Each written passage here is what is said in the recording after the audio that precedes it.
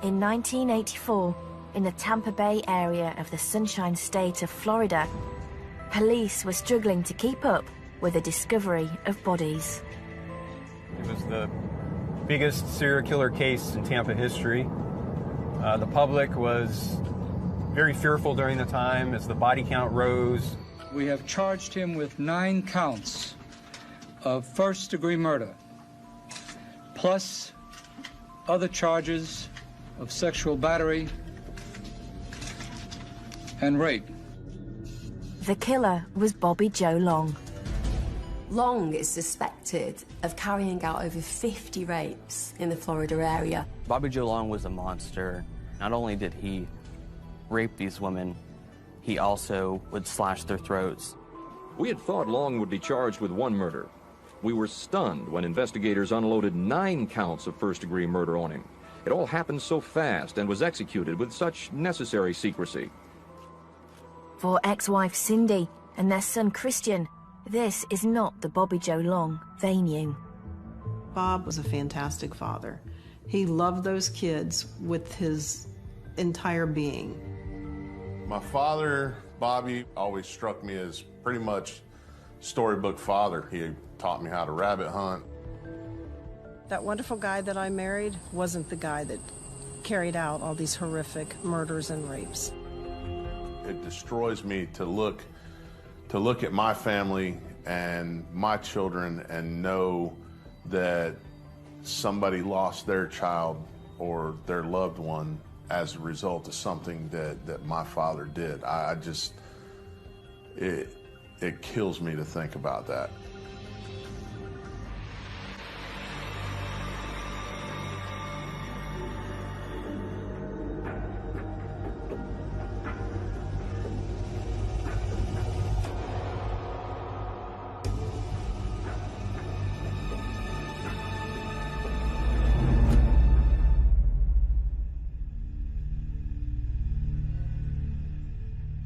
In 1967, 13-year-old Cindy Brown met 14-year-old Bobbie Jo Long in the park.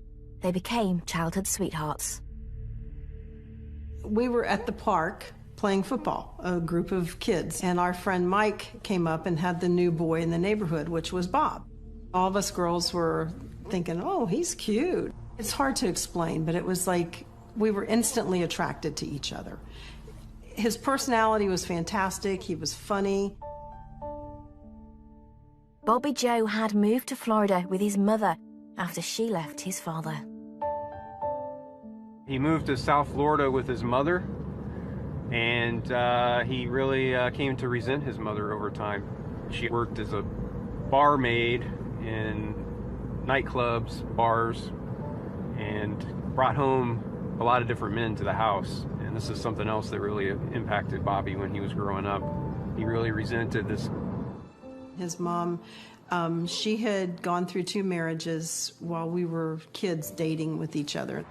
He hated his mom, the way he talked to her at times, and, you know, she has claimed that he's been physical with her. Despite his troubles at home, Cindy and Bobbie's relationship stayed strong. I was adopted by an aunt and an uncle. I do believe that that held a big part of Bob and I together because we knew what it was like to not have that other parent around, a 14-year-old boyfriend and girlfriend. We used to love going to the movies together. We would go down to the Keys snorkeling, you know, spearfish, practice with guns.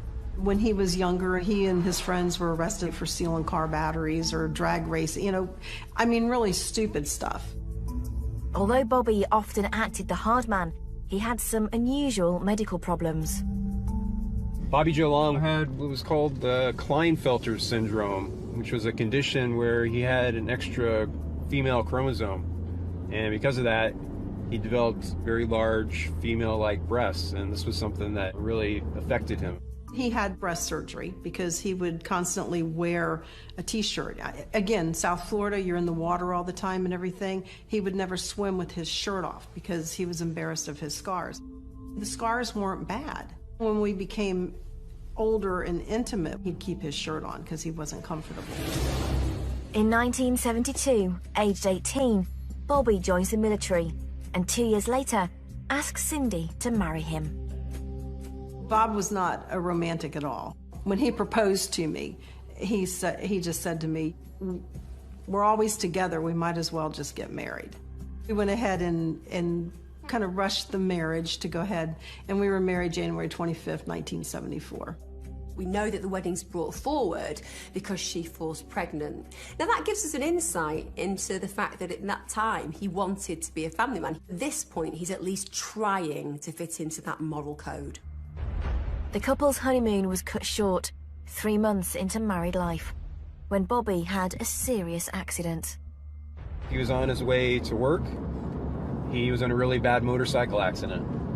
He got thrown from the motorcycle. He was going about 65 miles an hour and suffered some severe head injuries. I remember they said he flew a good 100 feet, landed on the head. That was the day that our lives changed. I was pregnant with our first child. I ended up having to quit my job to stay home to help take care of him. After the accident, Cindy was convinced Bobbie's behavior was different. Even like in the hospital and stuff, he was, I don't know, he just wasn't himself, you know. Before the motorcycle accident, Bob, he treated me like a queen. He just always would tell me how beautiful I was, but after the motorcycle accident, he would tell me I was fat or how nobody else would want me or how stupid I was. He got to the point where he would shove me, or he'd grab me by my throat and pin me against the wall and tell me, you know, shut up, you know, don't talk back to me.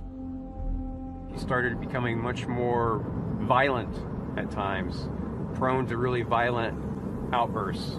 Really kind of developed a Jekyll and Hyde personality after that.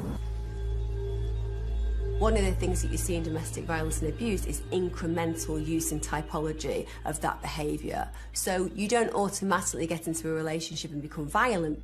It might be name-calling, being jealous, then it could be the odd slap, then it could be odd punch, etc., etc., until in the end that person is so confused because this loving relationship that they used to know has been so gradual in becoming this incredibly violent, unsafe space that they don't understand quite how they arrived there. And their sense of self and self-esteem and confidence has been just completely eradicated. After Bobbie Jo Long's motorbike accident in 1974, he was medically discharged from the army. A year later, Bobbie and Cindy have their second child, and Bobbie's behaviour began to spiral out of control. It became real physical. I mean, he was punching me in the head. He used to have the habit of sitting on me, like shoving me down on the bed, and he would sit on me on top of the bed, you know, on my bottom part, and he would put his knees, you know, up here where I couldn't, like, protect myself or protect my face or anything, and he would just like pound me in my face or choke me. How many times he choked me unconscious. He enjoys choking, and part of that will be for sexual gratification, and part of that will be for absolute surrender. When somebody is constricting your airway, you are absolutely helpless, and that person, as they are choking you, tends to be looking directly into your eyes. It is domination beyond belief. In our house, our bedroom was the first bedroom, and then the kids were at the end of the hallway. They could hear me trying to scream or hear him, you know, shoving me around and everything. They would hear the entire altercation. I remember, you know, knowing that there was something bad going on the other side of the wall, knowing that my mom was being hit. One time in particular that I remember coming out of the hallway and walking down the hall, Mom's in the bathroom, you know, and you could tell she had been hurt. She was, you know, obviously crying, and then I remember seeing my father at the other end of the hallway with this look on his face, and it was a look of satisfaction. Seeing my dad do the things that he did to my mom was heart-wrenching. I mean, it was the scariest thing that I had ever seen. But seeing her get hurt and knowing that I couldn't do anything about it, it would hurt me pretty bad. I had thought about ending the relationship many years, many times. And every time I would say something about divorce, he would again convince me that I was not going to be able to make it on my own with the 2 kids. In June 1980, Cindy was victim to a particularly violent attack at the hands of Bobbie. He had, knocked me unconscious. He grabbed me by my throat, slammed me into the corner of the old floor model TV. And when I came to, I was laying on the couch, blood all over the place. He says, "You need stitches." He goes, "But you need to go to the hospital. I'll stay here with the kids, but if you tell them what happened, I promise you I'll kill you." The doctor came into the hospital room and he says, "You know, what happened?" And I said, "Oh, I tripped over a toy and smashed into the corner of the TV. And I can't tell these doctors what really happened, and because he's going to kill me, you know, and he's got my kids right now." And he came back in, but he had a police officer with him.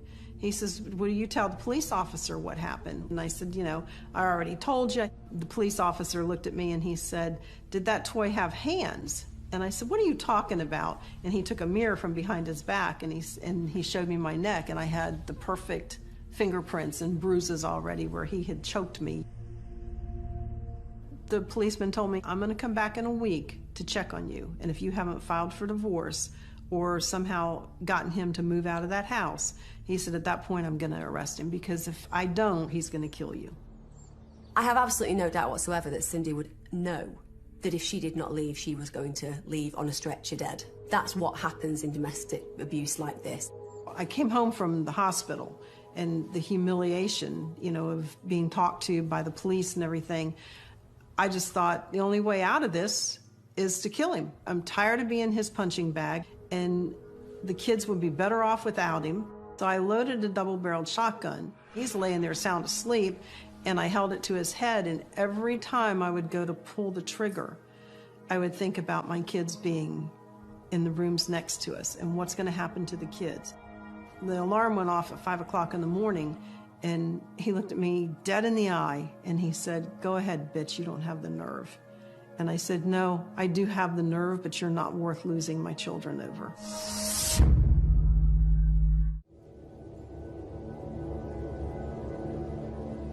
In 1980, Bobbie Jo Long and Cindy had been married for 6 years, but during that time, Bobbie had been living a double life. Starting back in the late 70s. So before Bobbie escalated to murder, he committed a lot of rapes. He was known as the classified ad rapist, because what he would do is he would look through the classified ads in the newspaper. He would call up the number listed in that classified ad, and if a woman answered, he would engage her in conversation. He would set up a time to come by the house. He would show up nicely dressed, often in a suit and tie.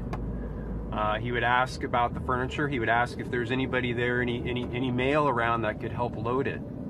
If he was interested, if the answer was no, or "my husband will be back after 5 o'clock, then he knew it was a good victim for him. We know that Long starts to target women who are selling because, firstly, they expect somebody to visit. Secondly, it gives him an instant guise of credibility. He most likely knows that they will be completely alone, and that gives him ultimate access to those people. He would then ask to come inside the house, then he would strike. Bobbie Jo raped anywhere from 15 to 50 different women using this method, and he really bragged afterwards that he was such a foolproof way of doing it that he would never have been caught if he had just stuck to that. In 1976, just 2 years into his marriage to Cindy, a very close friend and co-worker of Cindy accused her husband, Bobbie Jo Long, of raping her. My friend had gone to the police and said that she had been there and he had raped her. He was completely denying it. Well, apparently the Hialeah police had come to the house looking for Bob and came in the house and, searched my entire house and everything. And he kept denying it until the police came back to the house and they were questioning him. He finally admitted that according to him, they had had sex that day.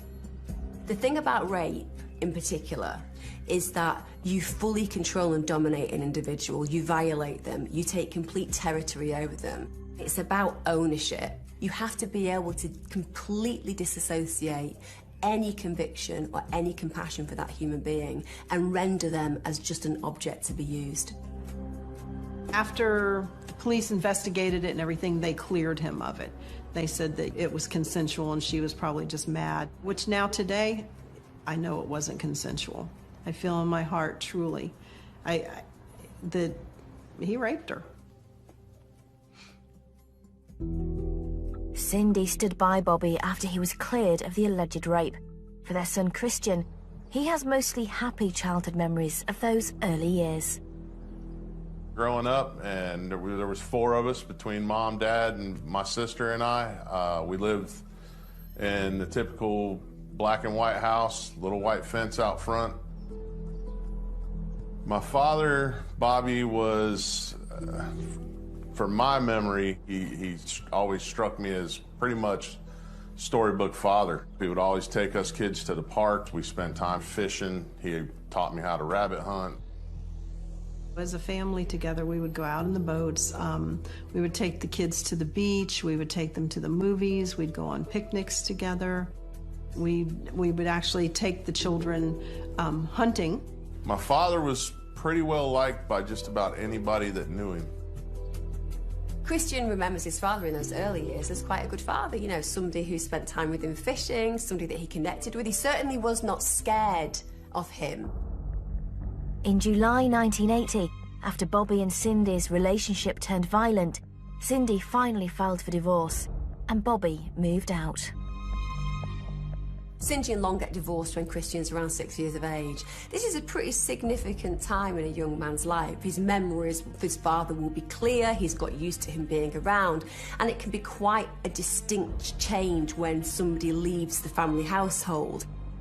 So at that point, my dad's like out of the situation. He's gone, you know, he's in California, he's, you know, I know he was in Mexico for a little bit. He was working on cruise ships. I mean, the guy did all kinds. I mean, he was living the life of Riley, apparently. I mean, he was doing things, you know. After we were divorced, he had moved to the Ocala area, and he was living with a guy, and there was a girl. He ended up having sex with her. And apparently she said it was not consensual, and he said it was, that he had been charged with this alleged rape.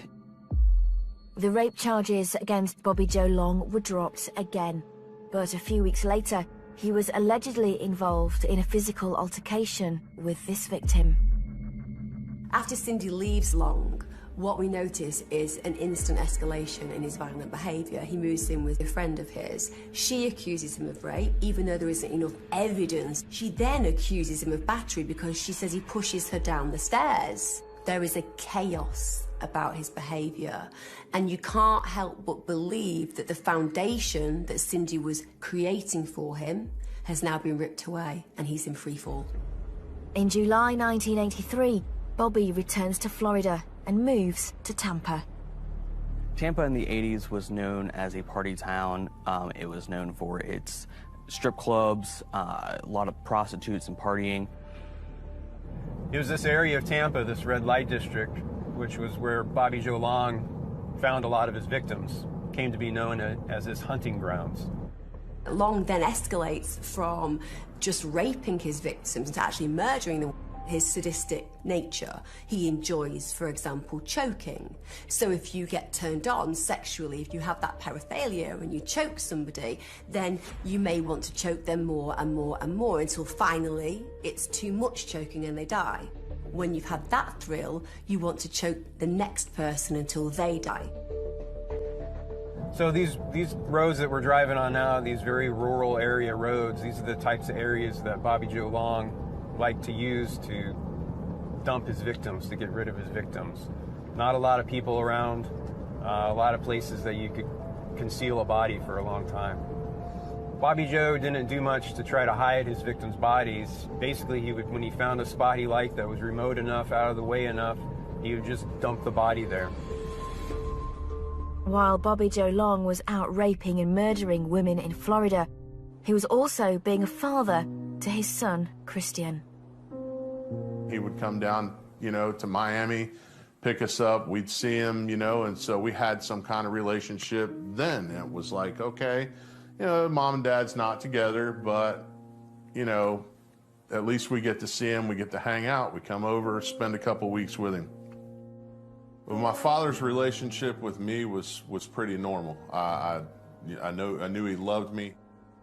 It's almost impossible to imagine how somebody can coexist in being a father who was loved and who was liked by his children, and a rapist and murderer.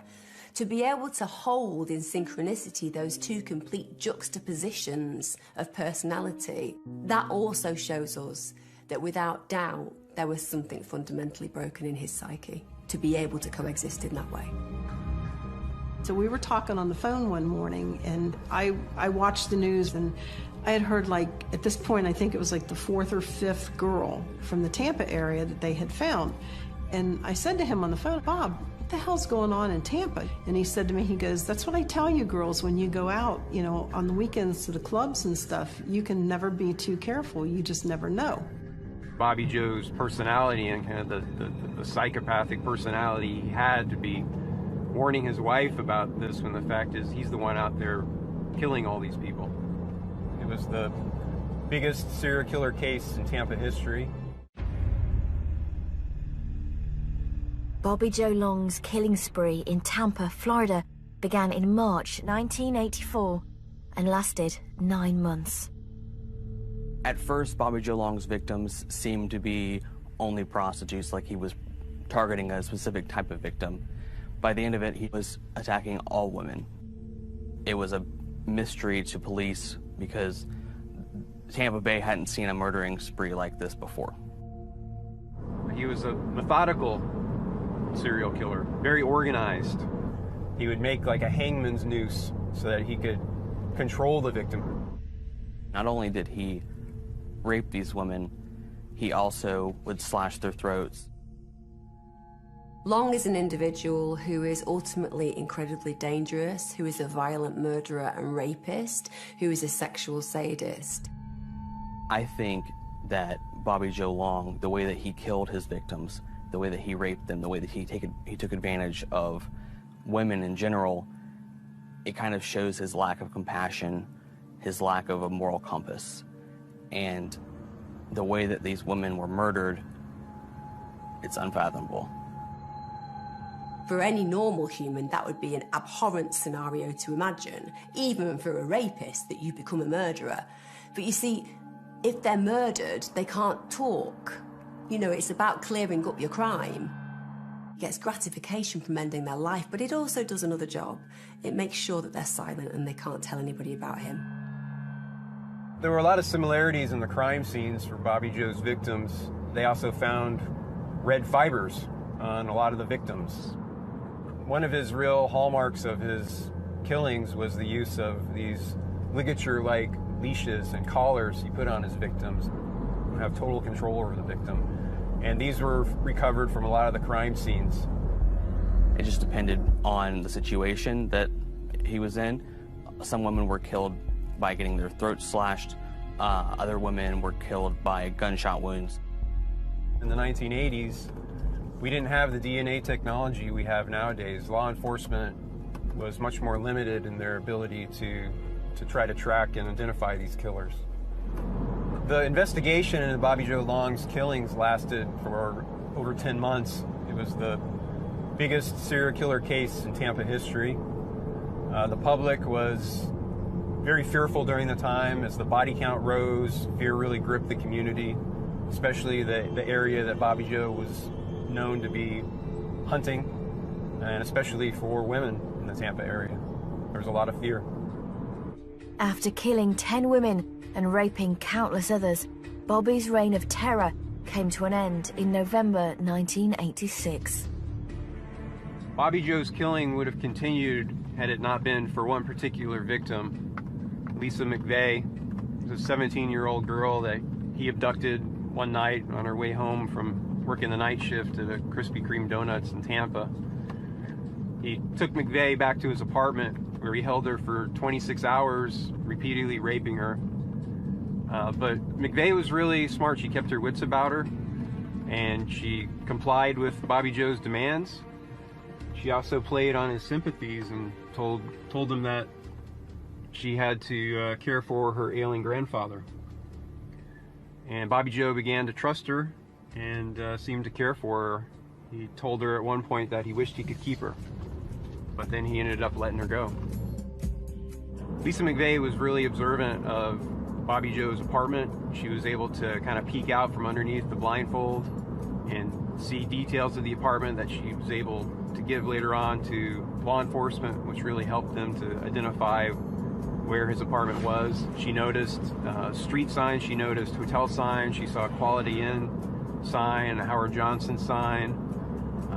She also was able to see a little bit of where Bobbie Jo stopped to make a ATM withdrawal. So she was able to give police a lot of details about Bobbie Jo's apartment, places they had been, his car.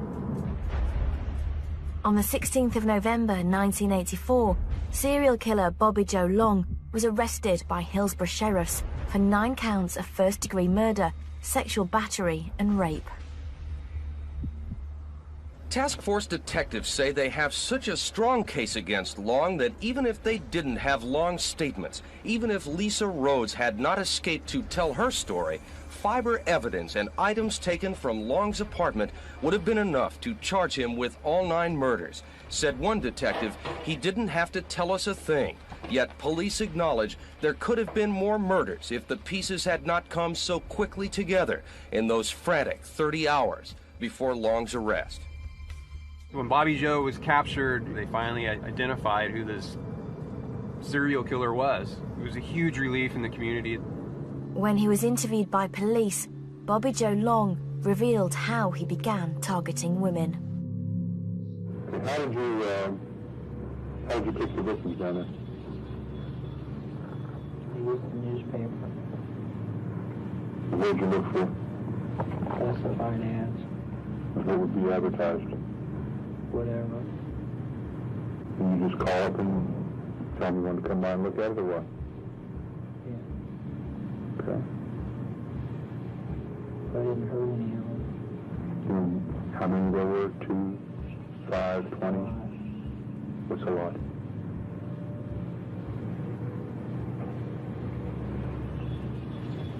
I don't know. 15. Only 15 of them? I don't know. Could be more. Tired, yeah, I don't know. Okay. Okay, interview is ending. It is 16 November 1984 at 23:11 hours. Bobbie's ex-wife Cindy had no idea that the father to her 2 children was a serial killer and rapist.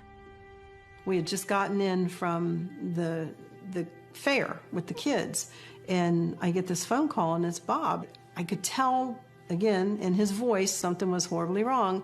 And I was like, Bob, what's wrong? And he said, you know, the girls in Tampa that we were talking about. I killed the girls. And I said, I knew you were capable of hurting somebody because you hurt me, but how could you hurt total strangers? He just kept telling me, please tell the kids I was killed in a car accident. I told him, I said, there's no way that I'm lying to my children. Their voice on the phone came through and said, identified himself as Sergeant Latimer from the Hillsborough Police Department. And he said, we have him in custody and we've arrested him for the killings of, at this point, I think it was 8 women that they knew about. I panicked. I was like, oh my God, what do I tell the kids? And I was crying hysterical. I'm like, why? For Cindy finding out that her ex-husband was a serial rapist and killer, to know that the man that she had spent her entire adolescence with, that she had loved, that she had cared for, that she'd had 2 children with, would have been absolutely life-changing. When I found out my father had been arrested, it was basically a situation. I'm laying in the floor watching TV with my sister, and the phone rang, and Mom's talking, and I hear her say, "Are you kidding me?" And turned around because the tone of voice was just odd, and the look on her face was like absolute terror. She just could not believe what she was hearing on the other end of the phone. We were told that he was arrested, but you know, we didn't know what for. But within a couple days of that, we were told the whole story because we were going to find out anyway. It was all over the news.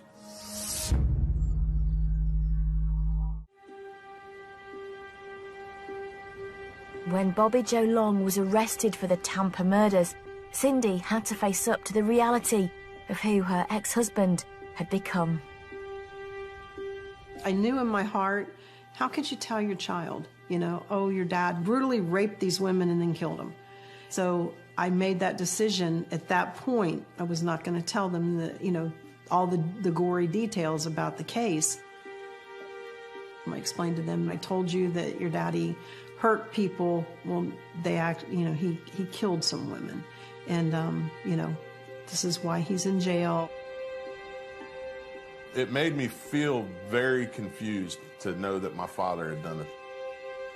It opened the door to a lot of questions that no kid really should have to ask themselves. Is this something that's going to happen to me because this is my dad? Am I going to do the same things? I was about 10 years old, I think, when he was arrested. You know, my entire world changed. What I thought I knew about the world was pretty much shattered, destroyed. Once everything hit the news and everybody made the connections, all of a sudden we had friends that weren't allowed to hang out with us anymore. We had people at school threatening us. I became the target of bullies. We became second-class citizens. On the 22nd of April 1985, Long went on trial for the murder of Virginia Johnson. The fact that it only took 40 minutes for the jury to consider whether he was guilty or otherwise and unanimously decided that he was demonstrates just how culpable he was. In May 1985, Long was sentenced to death for this one murder. When I heard that my father had received the death penalty, I don't remember being upset, very emotional. I kind of expected it. Death row is a place where people can exist for many, many years, decades in fact. But when your family is aware that you are on death row and one day that will happen, that your life will be taken, you live in a strange purgatory. They are alive and yet dead. You can never secure your relationship. You can never know when it will be the final goodbye. In 1985, Bobbie Jo Long took a plea bargain and pleaded guilty to 8 other murders. He then spent 9 years in and out of court, fighting his convictions to try and save his life by getting off death row. His trial went through the justice system for years and years and years. He had many retrials. He was convicted of murder. He admitted to many murders and had retrial after retrial due to different technicalities, like the death penalty was upheld on appeal. The first time that I had seen him on death row, and the visit was nice. You know, he was very receptive, and it was kind of strange seeing him at that point. And again, Bob, why? Can you just explain to me why? Let me have that closure. Can't explain why. To visit my father in prison was pretty, it could be pretty taxing as far as, you know, emotionally draining goes. You can touch each other, you can hug each other. The 8 hours goes by, and that's when the guards pipe up, basically saying it's time to cup up and let's go. You can be angry with somebody and love them, but it's hard to watch them take them back every time. You really kind of relive the loss of your loved one every time you go up there, because you get them back for a few minutes and then all of a sudden they tell you, all right, you got to get out of here. He's got to go back to his box. And it's really hard on you. The issue with being the son of somebody who has murdered lots of innocent people is, of course, it's reprehensible, it's abhorrent, it makes you feel repulsed, and yet you only have the relationship that you have experienced with that other human being in your life. For Christian, he did love his father, and in spite of what happened, that love doesn't necessarily cease. Bobbie Jo Long remained on death row for almost 35 years. In January 2019, Ron DeSantis was appointed the new governor of Florida. 4 months later, he signed Long's death warrant, and the execution date was set for Thursday, the 23rd of May, 2019, at 6 p.m. Whenever we found out about the execution, I'm a wreck. We had there was, obviously a large range of emotions that we were dealing with. From the time they signed the death warrant to the execution, it all seemed like a blur. It was like a very rushed process. Cindy visited ex-husband Bobbie for one last time. I visited with him the week before. The whole way up, I kept praying, just tell me what to say. I hadn't seen him in 18 years. I was nervous. It was kind of weird knowing that I'm talking to you today, but I know for a fact a week from today, you're no longer going to be on this earth. How that's going to affect my kids, he was their father. Bob never really showed any type of remorse, but when I visited with him prior to the execution, he did tell me, and it was the most sincere apology that I've ever heard from the man, how sorry he was for doing the things that he did to me. I told him, I said, I hate that you're going to be dead, because of our kids and everything, but it could have been so different. Yeah, we would have probably been divorced, but you could have still been a part of the kids' lives and the grandkids' lives and taught them how to go to the Keys snorkeling. But because of your actions, that's never going to happen. And now they have to know that my grandfather was executed by the state of Florida because of what he's done. I said, Bob, I have to tell you that I forgive you for what you've done to me, but I don't think I'll go to my grave forgiving you for what you've done to all those girls and my children and how you've cheated my grandchildren. I'm sorry. But, he said, let's change the subject. And I said, no, you're not controlling me anymore. After the death warrant was signed, we found out that we could go up and visit through the week. I think it was 6 hours a day over a few days. I did make it up there to see him once, but it wasn't your typical visit. It was behind the glass. It was a non-contact visit, so I didn't even get to hug him, shake his hand, nothing. I was able to talk to him a few times a week up until the day, and I actually talked to him the day before the execution and asked him if he wanted me to come up there because he was allowed a contact visit the day of the execution, and he said that he didn't want us kids to have to come up there and deal with that, and said that he would just rather truck it on his own. In the days leading up to Long's execution, Christian does speak to his father quite a few times, and he does suggest that he can go and visit him, in those final hours, but Long doesn't want him to.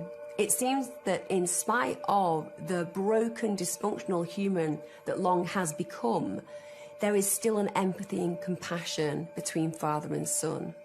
And you see, that's the issue when you have a father that you love who is also a murderer.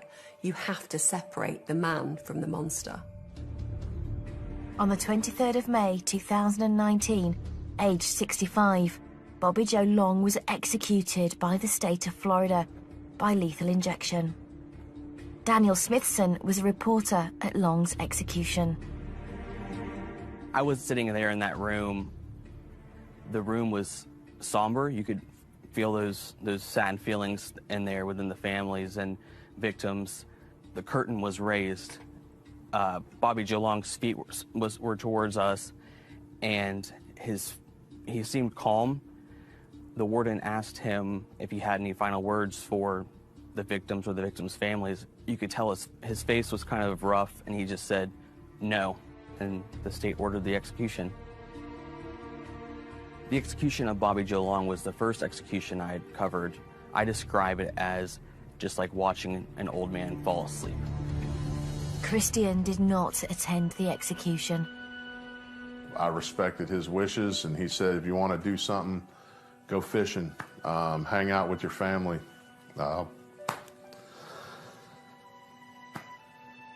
Yeah, so I sat at home hung up with the kids and watched the news.